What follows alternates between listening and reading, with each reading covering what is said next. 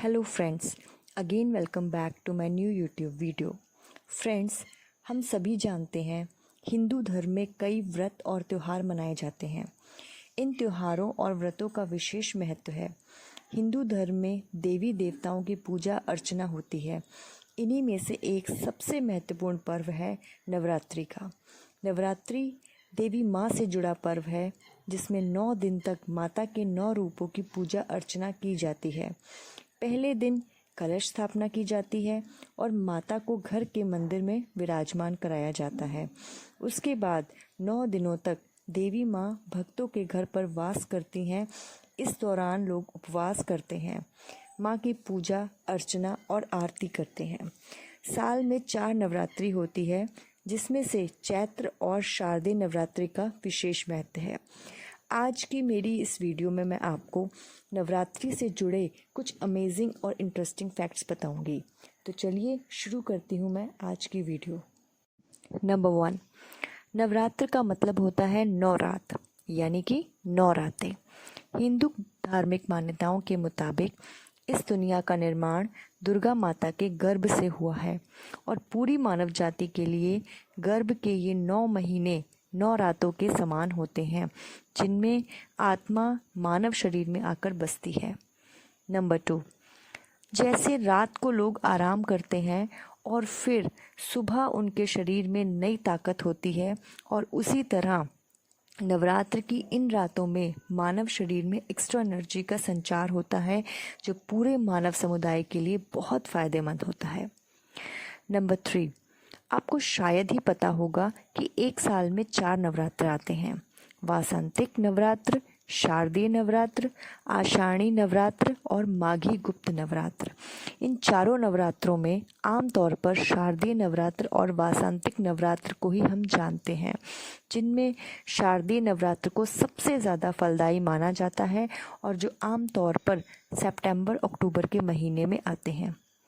Number 4, इन 9 दिनों में हम देवी दुर्गा के 9 रूपों की पूजा करते हैं, जिसमें सबसे पहले दिन शैलपुत्री, दूसरे दिन ब्रह्मचारिणी, तीसरे दिन चंद्रघंटा, चौथे दिन कूष्मांडा, 5वें दिन स्कंद माता, 6ठे दिन कात्यायनी, 7वें दिन कालरात्रि, 8वें दिन महागौरी और 9वें दिन सिद्धदात्री की पूजा होती है।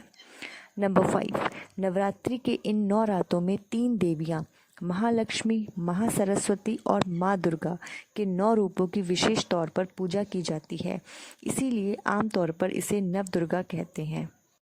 नंबर 6, नवरात्र और दुर्गा पूजा मनाए जाने के पीछे 2 धारणाएं बेहद प्रचलित हैं।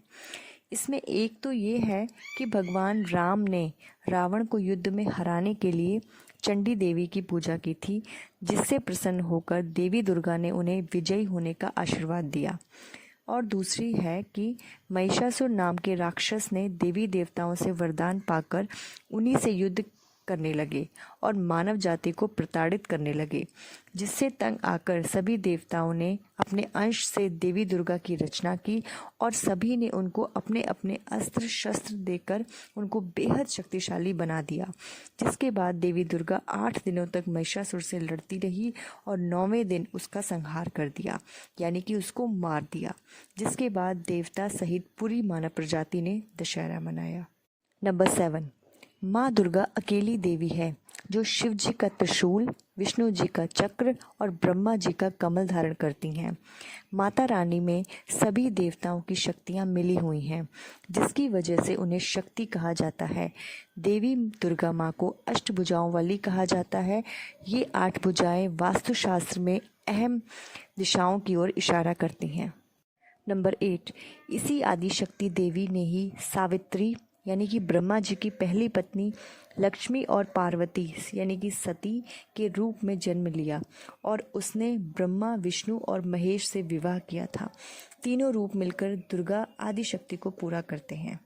नंबर 9, ऐसी मान्यता है कि नवरात्रि के दौरान अगर कोई कन्या सिक्का देती है तो ये बहुत ही शुभ माना जाता है और कहा जाता है इससे धन का लाभ होता है। नंबर 10, नवरात्रि का हर दिन माता शक्ति के 9 रूपों को दर्शाता है। दुर्गा, भद्रकाली, जगदम्बा, अन्नपूर्णा, सर्वमंगला, भैरवी, चंडिका, ललिता, भवानी और मूकांबिका। सो फ्रेंड्स, इसी के साथ ही मैं अपनी वीडियो को एंड करती हूँ। आई होप आपको वीडियो अच्छी लगी हो और आप सभी को मेरी तरफ से हैप्पी नवरात्रि। जय माता दी।